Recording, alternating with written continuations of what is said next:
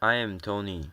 My student number is S04410009. The title of the speech is Sunitha Krishnan, The Fight Against Sex Slavery. I'm a freshman in NCUE. I'm talking to you about the worst form of human rights violation, the third largest organized crime, a 10 billion industry. I'm talking to you about modern-day slavery. I'd like to tell you the story of these three children, Pranisa, Shambin, and Anjali. Pranisa's mother was a woman in prostitution, a prostituted person. She got infected with HIV, and towards the end of her life, when she was in the final stages of AIDS, she could not prostitute, so she sold her 4-year-old Pranisa to a broker. By the time we got the information, we reached there. Pranisa was already raped by the 3 men. Shahin's background I don't even know. We found her in a railway track, raped by many men. I don't know many, but the indications of that on her body was that her intestine was outside her body, and when we took her to the hospital, she needed 32 stitches to put back her intestine into her body. We still don't know who her parents are, who she is. All that we know that hundreds of men have used her brutally. Angeli's father, a drunkard, sold his child for pornography. You've seeing here images of 3 years, 4-year-olds, and 5-year-old children who have been trafficked for commercial sexual exploitation. In this country and across the globe, hundreds and thousands of children as young as 3, as young as 4, are sold into sexual slavery. But that's not the only purpose that human beings are sold for. They are sold in the name of adoption. They are sold in the name of organ trade. They are sold in the name of forced labor, camel jockeying, anything, everything. I work on the issue of commercial sexual exploitation, and I tell you stories from there. My own journey to work with these children started as a teenager. I was 15 when I was gang raped by 8 men. I don't remember the rape part so much as the anger part of it.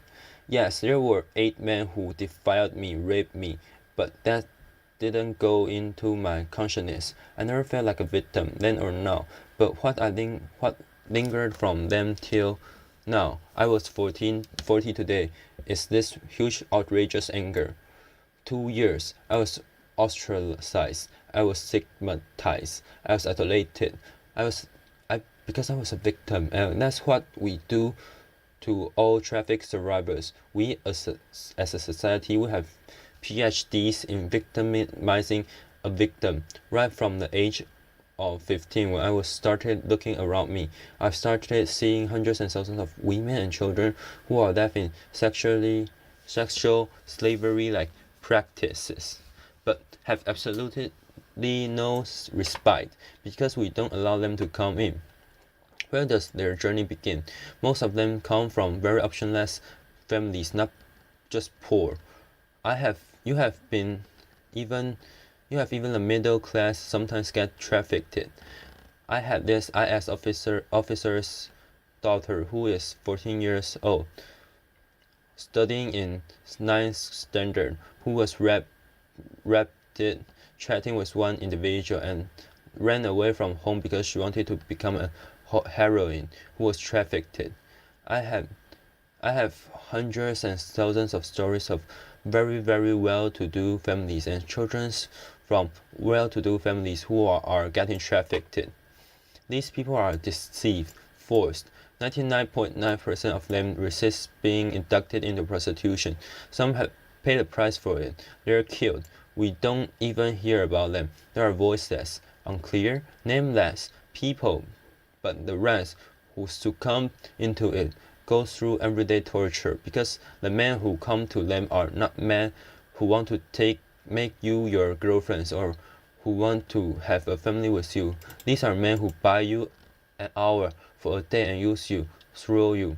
Each of the girls that I have rescued. I've rescued more than 3,200 girls. Each of them tell me one story in common.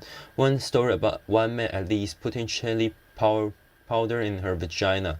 One man taking a cigarette and burning her. One man whipping her. We are living among those men. There are brothers, fathers, uncles, cousins all around us. We are silent about them. We think it is easy money. We think it is shortcut.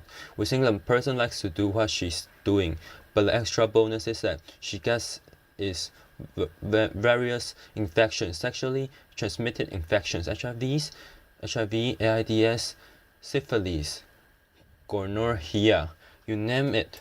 Substance abuse, drugs, everything under the sun, and one day she gives up you and me because we have no options for her, and therefore she starts normalizing this exploitation.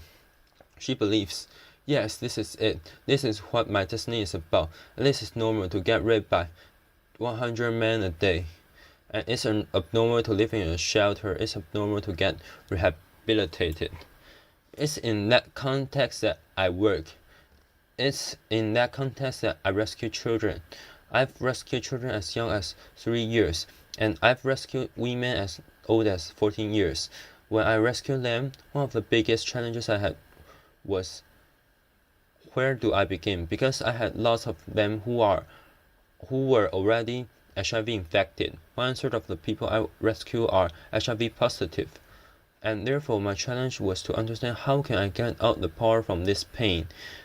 And for me, I was my greatest experience, understanding my own self, understanding my own pain, my own isolation was my greatest teacher, because what we did with these girls is to understand their potential. You see a girl here who is trained as a welder. She works for a very big company, a workshop in Hyderabad, making furniture. She earns around 12,000 rupees. She is an illiterate girl, trained skilled as a welder. Why welding and why not computers? We felt one of the things that these girls had is immense amount of courage. They did not have any parts inside their body. Her jobs inside themselves. They've crossed the barrier of it, and therefore they could fight in a male-dominated world very easily and not very shy about it. We have trained girls as carpenters, as masons, and security guards, as cab drivers, and each one of them are excelling in their own chosen field, gaining confidence, restoring dignity, and rebuilding hopes in their own lives. These girls are also working in big construction company like Ramkey Construction as masons, full-time masons. What has been my challenge? My challenge has not been the traffickers who beat me up. I've been beaten up more than 14 times in my life. I can't hear from my right ear. I've lost a staff on mine who was murdered while on a rescue. My biggest challenge is a society. It's you and me. My biggest challenge is your blocks to accept that these victims as our own. A very supportive friend of mine, a well-wisher of mine, used to give me every month 2,000 rupees for vegetables. When her mother fell sick, she said, Sunitha, you have so much of contacts. Can you get somebody in my house to work so that she could look after my mother? And there is a long pause, and then she says, not one of our girls. It's very fashionable to talk about human trafficking in this fantastic AC hall. It's very nice for discussion, discourse, making films and everything, but it is not nice to bring them to our homes. It's not nice to give them employment in our factories, our companies. It's not nice for our children to study with their children. It ends. That's my biggest challenge. If I'm here today, I'm here not only as Sunitha Krishnan. I'm here as a voice of the victims and survivors of human trafficking. They need your compassion. They need your empathy. They need much more than anything else, your acceptance. Many times when I talk to people, I keep telling them one thing: don't tell me 100 ways how you cannot respond to this problem. Can you apply your mind for that one way that you can respond to the problem? And that's what I'm here for, asking for your support, demanding for your support, requesting for your support. Can you break your culture of silence? Can you speak to at least 2 persons about this story? Tell them this story. Convince them to tell the story to another 2 persons. I'm not asking you all to become Mahatma Gandhi's or Martin Luther King or Mahatma podcasts or something like that. I'm asking you in your limited world, can you open your minds? Can you open your hearts? Can you just encompass these people too? Because they are also part of us. They are also part of this world. I'm asking you for these children whose faces you see, they're no more. They died of AIDS last year. I'm asking you help them accept as human beings, not as philanthropy, not as charity, but as human beings who deserve all our support.